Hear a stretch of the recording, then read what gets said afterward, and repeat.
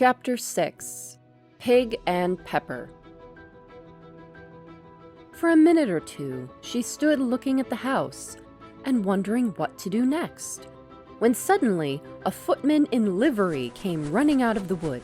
She considered him to be a footman because he was in livery. Otherwise, judging by his face only, she would have called him a fish, and rapped loudly at the door with his knuckles. It was opened by another footman in livery, with a round face and large eyes like a frog, and both footmen, Alice noticed, had powdered hair that curled all over their heads. She felt very curious to know what it was all about, and crept a little way out of the wood to listen.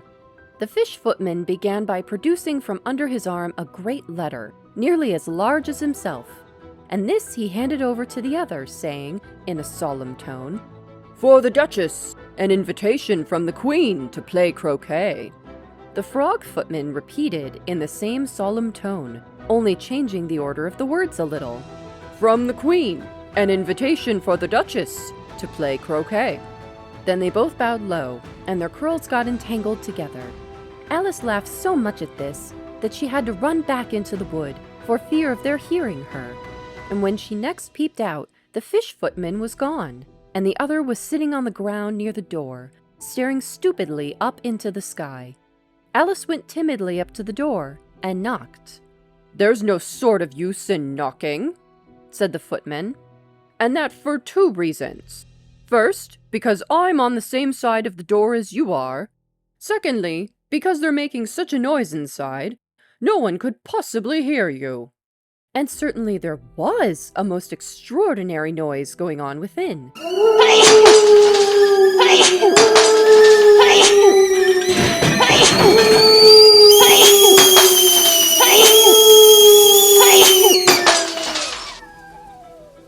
A constant howling and sneezing, and every now and then a great crash, as if a dish or a kettle had been broken to pieces.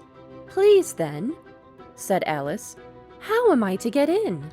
"There might be some sense in your knocking," the footman went on without attending to her, "if we had the door between us. For instance, if you were inside, you might knock, and I could let you out, you know." He was looking up into the sky all the time he was speaking, and this Alice thought was decidedly uncivil. "But perhaps he can't help it," she said to herself. "His eyes are so very nearly at the top of his head. But at any rate, he might answer questions. How am I to get in?" she repeated aloud. "I shall sit here," the footman remarked, "till tomorrow." At this moment, the door of the house opened, and a large plate came skimming out, straight at the footman's head. It just grazed his nose, and broke to pieces against one of the trees behind him. "Or next day, maybe," the footman continued in the same tone, exactly as if nothing had happened. "How am I to get in?" asked Alice again, in a louder tone. "Are you to get in at all?" said the footman. "That's the first question, you know." It was, no doubt, only Alice did not like to be told so. "It's really dreadful," she muttered to herself. "The way all the creatures argue. It's enough to drive one crazy." The footman seemed to think this a good opportunity for repeating his remark, with variations. "I shall sit here," he said, "on and off, for days and days." "But what am I to do?" said Alice. "Anything you like," said the footman, and began whistling. "Oh, there's no use in talking to him," said Alice desperately. "He's perfectly idiotic." And she opened the door and went in. The door led right into a large kitchen, which was full of smoke from one end to the other. The Duchess was sitting on a three-legged stool in the middle, nursing a baby. The cook was leaning over the fire, stirring a large cauldron, which seemed to be full of soup. "There's certainly too much pepper in that soup," Alice said to herself, as well as she could for sneezing. There was certainly too much of it in the air. Even the Duchess sneezed occasionally. And as for the baby, it was sneezing and howling alternately without a moment's pause. The only two creatures in the kitchen that did not sneeze were the cook and a large cat, which was sitting on the hearth and grinning ear to ear. "Please, would you tell me?" said Alice a little timidly, for she was not quite sure whether it was good manners for her to speak first. "Why your cat grins like that?" "It is a Cheshire cat," said the Duchess, "and that's why." "Pig!" She said the last word with such sudden violence that Alice quite jumped, but she saw in another moment that it was addressed to the baby, and not to her, so she took courage and went on again. "I didn't know that Cheshire cats always grinned. In fact, I didn't know that cats could grin." "They all can," said the Duchess, "and most of 'em do." "I don't know of any that do," Alice said very politely, feeling quite pleased to have got into a conversation. "You don't know much," said the Duchess, "and that's a fact." Alice did not at all like the tone of this remark, and thought it would be as well to introduce some other subject of conversation. While she was trying to fix on one, the cook took the cauldron of soup off the fire, and at once set to work throwing everything within her reach at the Duchess and the baby. The fire irons came first, then followed a shower of saucepans, plates, and dishes. The Duchess took no notice of them even when they hit her, and the baby was howling so much already that it was quite impossible to say whether the blows hurt it or not. "Oh, please, mind what you're doing!" cried Alice, jumping up and down in an agony of terror. "Oh, there goes his precious nose!" As an unusually large saucepan flew close by it and very nearly carried it off. "If everybody minded their own business," the Duchess said in a hoarse growl, "the world would go round a deal faster than it does." "Which would not be to an advantage," said Alice, who felt very glad to get an opportunity of showing off a little of her knowledge. "Just think of what work it would make with the day and night. You see, the Earth takes 24 hours to turn round on its axis."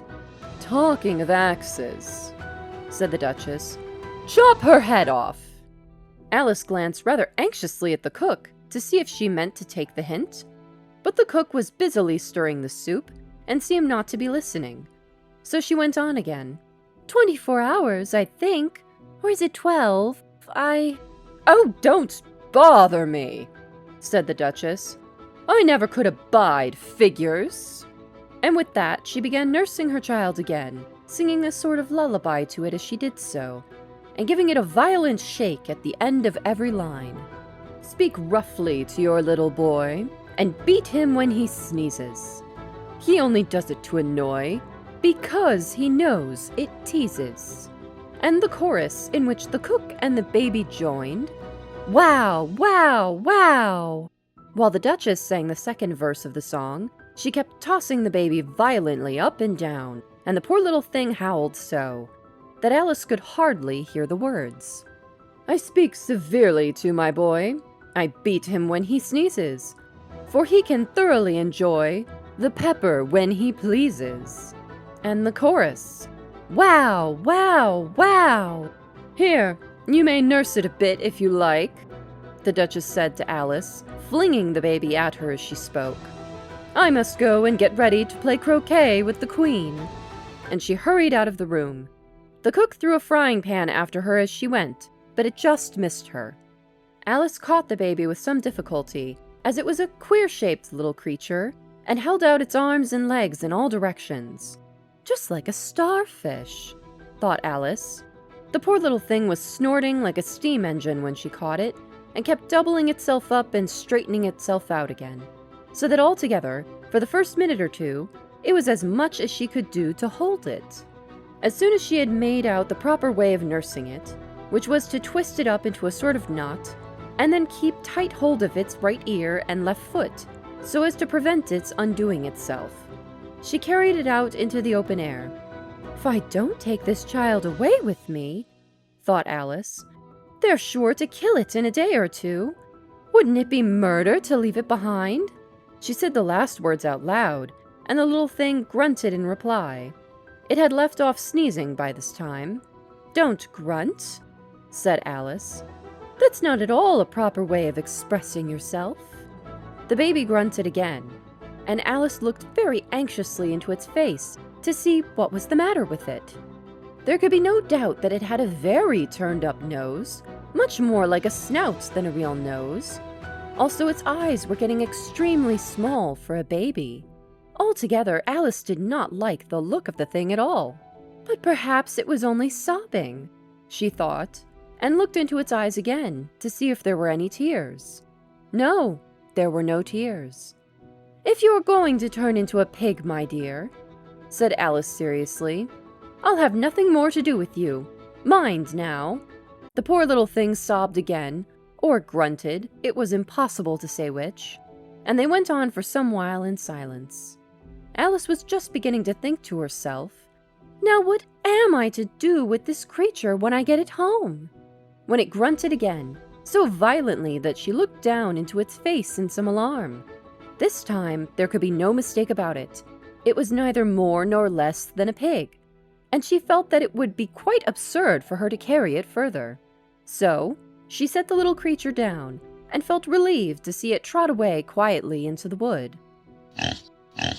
"If it had grown up," she said to herself, "it would have made a dreadfully ugly child, but it makes a rather handsome pig, I think." And she began thinking over other children she knew who might do very well as pigs, and was just saying to herself, if one only knew the right way to change them, when she was a little startled by seeing the Cheshire Cat sitting on a bough of a tree a few yards off. The cat only grinned when it saw Alice. It looked good-natured, she thought.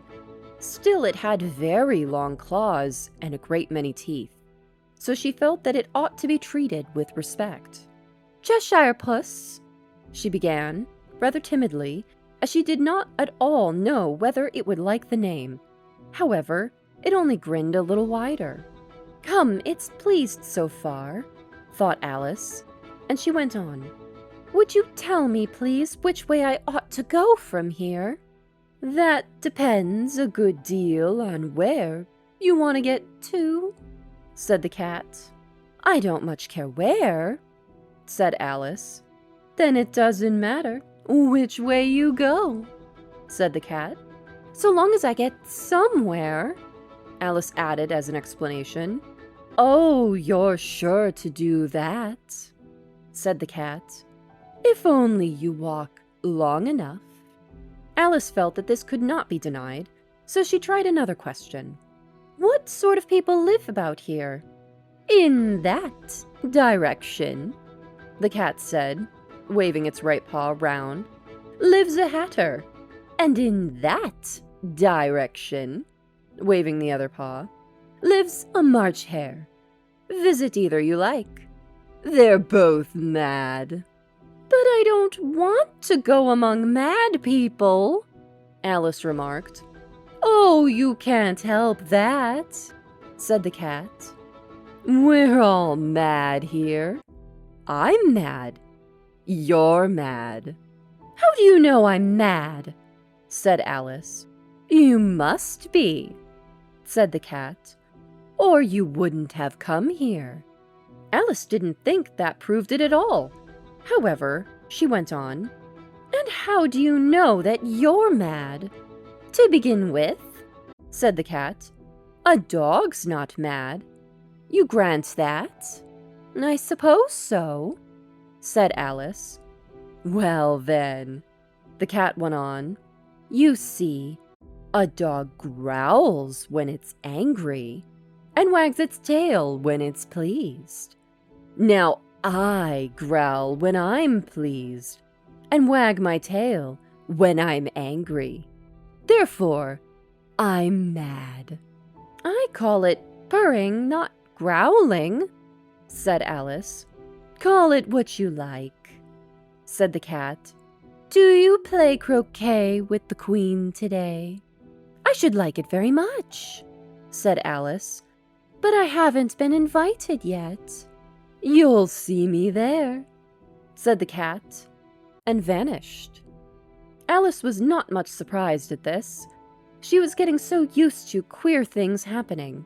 While she was looking at the place where it had been, it suddenly appeared again. "By the by, what became of the baby?" said the cat.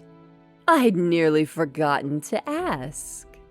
"It turned into a pig," Alice quietly said, just as if it had come back in a natural way. "I thought it would," said the cat, and vanished again. Alice waited a little, half expecting to see it again, but it did not appear, and after a minute or two, she walked on in the direction in which the March Hare was said to live. "I've seen hatters before," she said to herself. "The March Hare will be much the most interesting, and perhaps, as this is May, it won't be raving mad, at least not so mad as it was in March." As she said this, she looked up, and there was the cat again, sitting on a branch of a tree. "Did you say pig or fig?" said the cat. "I said pig," replied Alice, "and I wish you wouldn't keep appearing and vanishing so suddenly. You make one quite giddy." "All right," said the cat, and this time it vanished quite slowly, beginning with the end of the tail and ending with the grin, which remained some time after the rest of it had gone. "Well, I've often seen a cat without a grin," thought Alice, "but a grin without a cat? It's the most curious thing I ever saw in my life." She had not gone much farther before she came in sight of the house of the March Hare. She thought it must be the right house, because the chimneys were shaped like ears, and the roof was thatched with fur. It was so large a house that she did not like to go nearer till she had nibbled some more of the left-hand bit of mushroom, and raised herself to about 2 feet high. Even then, she walked up towards it rather timidly, saying to herself, "Suppose it should be raving mad after all? I almost wish I'd gone to see the Hatter instead."